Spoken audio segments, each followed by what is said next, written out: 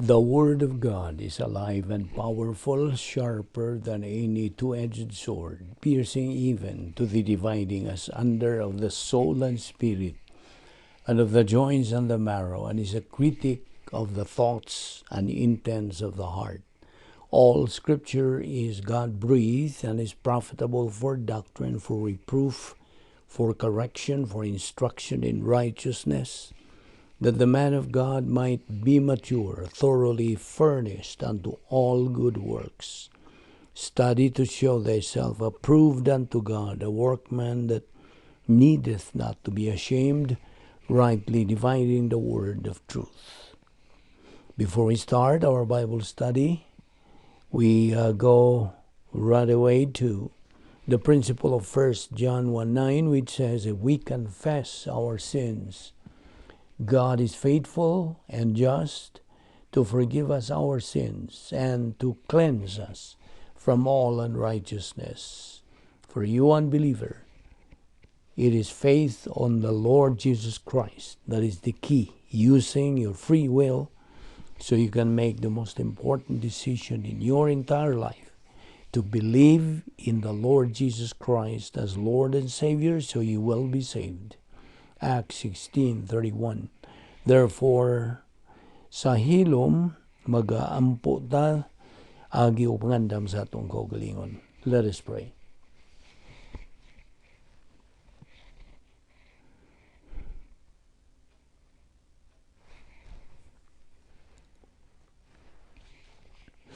Amahan na mong langit no, nagapasalamat kami kanimo nining lain usab nga higayon sa imong nga imong gigahin alang kanamo. Pagpahimulos din imong grasya nga mong pagtuon sa imong pulong. Salamat sa imong pagkamatinumanon sa imong mga saad nga among ginagamit adlaw-adlaw matagutlo sa among kinabuhi ingon nga imong mga anak. Dili kami makafunksyon sa tinuod gayod nga pagkinabuhing Kristohanon kung wala kami magapuyo diya sa imong dapit nga may gahom nimo. The divine Dynasphere, busa nagadupot kami sa mong pagtuon ini aron masilsil gayod kining imong kamaturan bahin ini nga mo lamang ang among baruganan sa among pagkinabuhing Kristohanon. Gawas ni ining tanan, apart from all this, we cannot function the way you want us to function sa pagtuman sa imong plano nga imong gigahin alang kanamo. Kumani kami karon pinagi sa hatag kanamo niya ng concentration sa imong igatudlo kanamo ning adlaw. Salamat na imong Bible study through the YouTube. Kining tanan among gipasalamatan sa ngalan ni Ginoong Jesucristo. Amen.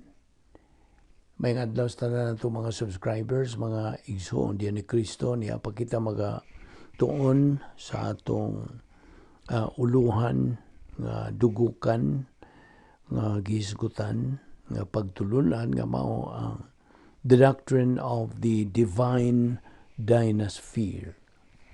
Now, okay, agi pa dayon. Ani ay open secret na usab nga gihatag sa Dios kanato. Operation PTA.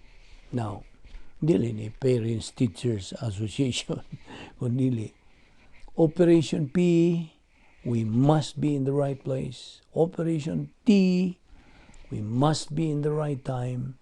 And Operation A, right attitude.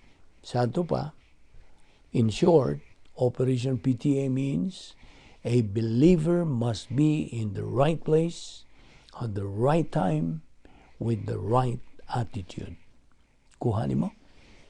Now, kay ang tinuod God, kita nga mga magtutuo, we cannot base our spiritual life on our personality. Dili. But on what is inside the mentality of our soul. Mao ra yun. Kung sa sulod sa atong kalag, mao ra gyud kana. ang atong kabasihan sa atong espirituanong kinabuhi. Wala nilain. Now, what can change a believer's personality? Kung mangutana ka, touching about personality. Tubag? It is what's inside in his soul again. Kaya personality is not even sin. Dili man. Dili sala. Kaya nga itong huna-huna, God. As believers, mao kini ang issue. This is the issue, our mind. So do not be concerned too much with your personality to be changed. Tungod kay sa diha nga magapadayon ka sa pagsibog ngadto sa unahan sa imong espirituhanong pagtubo, kanang imong personality automatically improves. That is the byproduct of spiritual growth. Kasabot ka. Pusa, inumduman gyud nato kanunay nga ang usa ka magtutuo has encountered and shared with our Lord's death, burial, resurrection, ascension, and ascension. Nagsalmot kita sa atong Ginoong Hesukristo sa iyang pagkamatay, sa iyang paglubong, ang iyang pagkabanhaw, ang iyang pagsaka ngadto sa langit, ug ang iyang paglingkod dito tuong kamot sa iyang langit ng Amahan. Now, okay. Palihog abri sa imong Biblia karon diha sa Roma Kapitulo 8, versikulo 5. Romans 8:5, which says, "For those who are living according to their flesh," meaning carnal, "do mind the things of the flesh, but they that are after the Spirit, the things of the Spirit." Now, sa diha gud nga makasalata ingon nga mga magtutuo, ha, I'm referring this to our fellow believers nga say gayon nga kita makarnal o kanu sa kita makarnal sa dihang magabuhat na taog sala bisag unsang mga sala nga atong pangtun-an na sala basura huna, sala basa dila, sala bang makita over, so mahimot ang karnal. O kay karnal man ta, tuwa tas gawas. Mbut pasabot, wa ta magapuyo sa dapit nga may gahom sa Dios. Tuwa ta sa dapit nga may gahom ni Satanas. Cosmic Dynaspheres.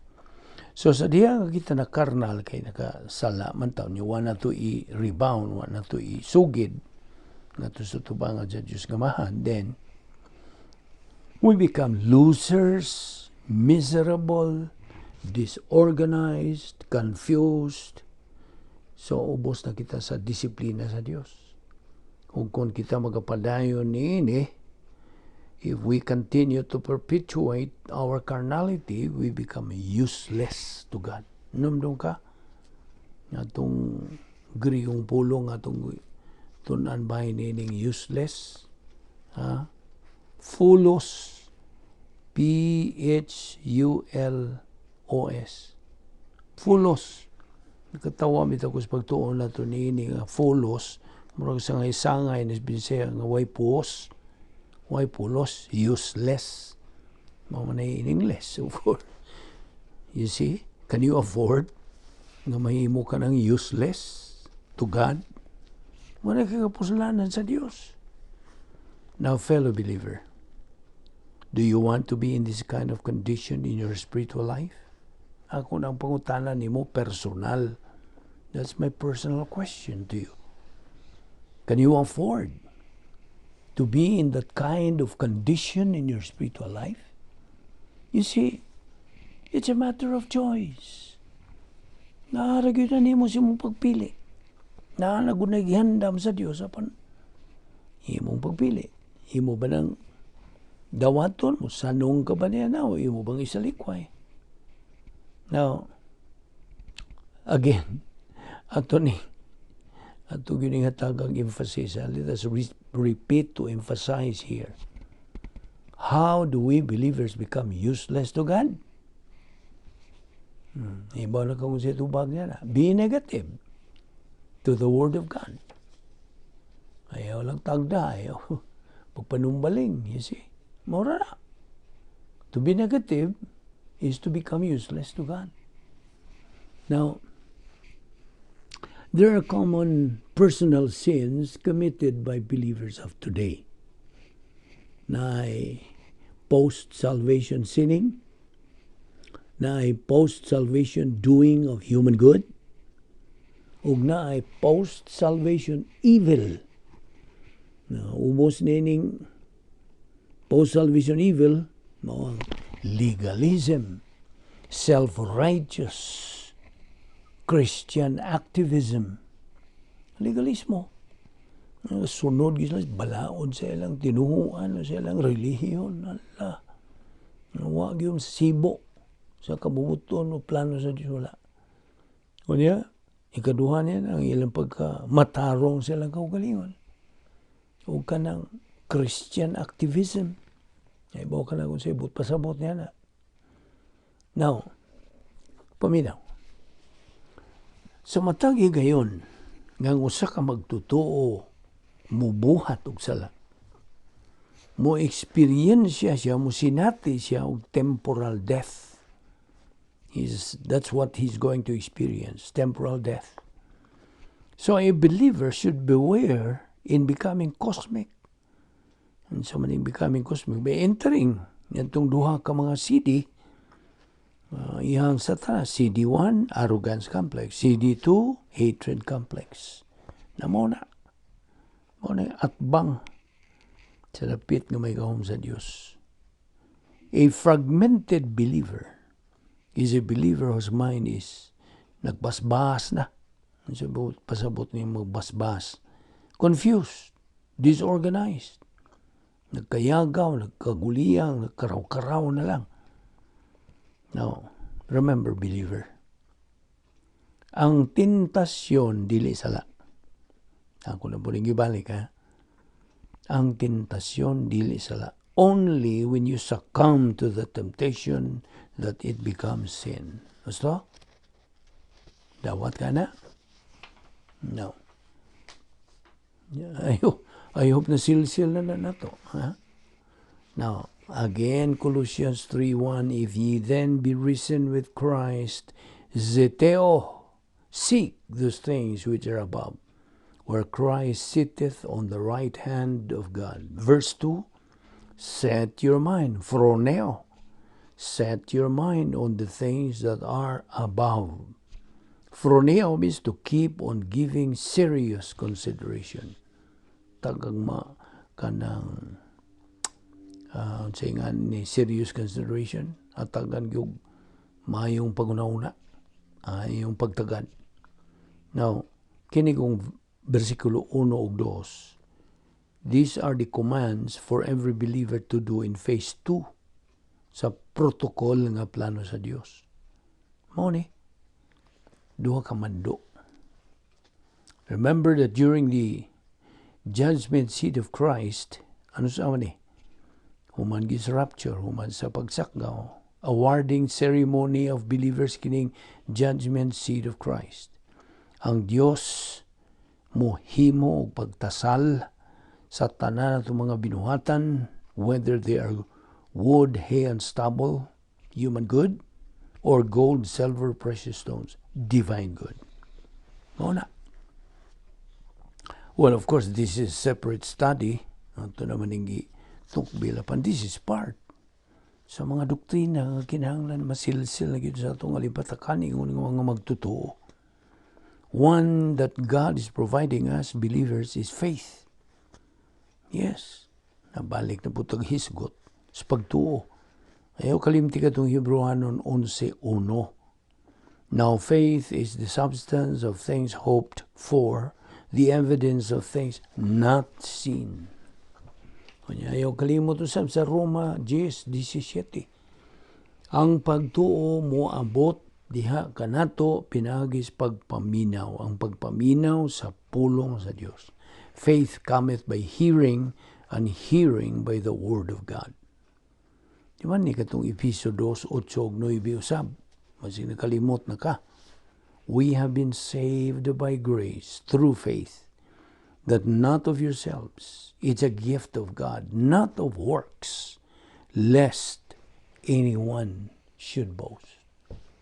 Ang Titus 3:5 also, not by works of righteousness, which we have done, but according to His mercy, He saved us by the washing of regeneration and renewing of the Holy Spirit. Now, by the way, there are 3 kinds of death of a believer, meaning out of fellowship. Kaysa diha nga kitang mga magtotoo may gawas sa pakikambitay sa Dios, we experience that kind of death out of fellowship. Carnal, cosmic, fragmented. You see? Mao na i-description ining tulo ka matang sa kamatayon nga atong masinati. Sa diha nga makasala kita, just imagine, makasala gani kita. Sala sa una, sala sa dila, sala sa buhat. Out we go sa divine Dynasphere. Out of fellowship naman ta. Naigawas man ta sa itong pakig-ambitay sa Diyos. Therefore, ang description na to, carnal, which is temporal, cosmic, pagkamatay, o fragmented sa mga pagkamatay. Di man katong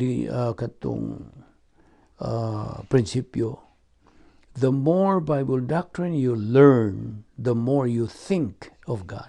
Gusto? Dawat ka na. Kung daghan na ganitag pulong sa Dios nga atong nakatunan, musamot ang atong paghuna-huna bahin sa Dios. Kitang mga magtotoo gimanduan sa paghuna-huna, sa huna-huna sa Dios. 1 Corinthians 2:16. To show our love to God, we have to set the right priority. Unsa man? Unsa man ang hustong pasiuna aron kita makapagawas o kanang pakita sa atong gugma to sa Dios.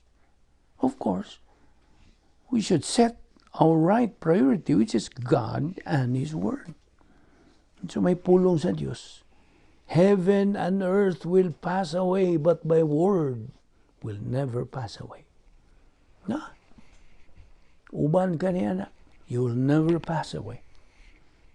Sadiya nga imo ng dawaton, hangpon, o you embrace the Word of God. Of course, that is loving God. Now, diya sa kulusa stress atong paghuman ini atong session ini nga adlaw. Colossians 3:3 says, For ye are dead. Now, kining dead in is positional truth. Positional truth meaning kita na hiusa na dugtong na atong kang Ginoong Kristo hangtod. For ye are dead, and your life is hid with Christ in God. Now, kinitanan, all of these things are made possible only by the grace of God. Nga nagalakip kiniini ang iyang pagkabanhaw ni Jesu Kristo, God will raise us, believers, up. Yes. Banhawon usab kitang mga magtotoo. Remember, being in union with Christ, which is the positional truth, mao kini ang sinugdanan sa kinabuhi sa usa ka magtotoo human siya maluwas. Ang Espiritu Santo mo timbre, mo silyo, will seal the believer for eternal security. Eternal life is imputed to him. Yan ang maong magtotoo once and for all. Imagine, kinabuhing dayon, ang iisip diha nga na kaniya. Once a believer, always a believer. Ayaw na nagkalimti. Once saved, always saved. That is covered by the doctrine of eternal security. God does not lie. He keeps His word. He is not an Indian giver. Iyan na ning ipahilo na tanan. Kaniadto pang tanan. But it is tragic labihan yung dako ang trahedya nga so many believers just take these things for granted. One reason they just neglect and take these things for granted is tungod kay sayop ang ilang mga pasyonas kinabuhi. Thus, ang ilang pagtuo wa maugmad is not increased. Romans 10:17. Okay? Di nila una kita kutob, pagkakaroon ng dawaog, ato ipadayon kini ugma. Kay, adlaw-adlaw man tani, ang atong ginabuhat. Pagtuon, pagkaton, pagtuo, paggamit, pulong sa Dios. Operation SLBA, which is our slogan. Magampo ta, amahan namong langit nun, salamat ni ining grasya. Nga mong ipaymuslan, dada kami pagbalik uma din hiyaron. Kami magkapadayon, nga mong spiritual momentum, kining tanan namong ipasalamatan, sa ngalan ni Ginoong Hesukristo among bugtong manluwas. Amen.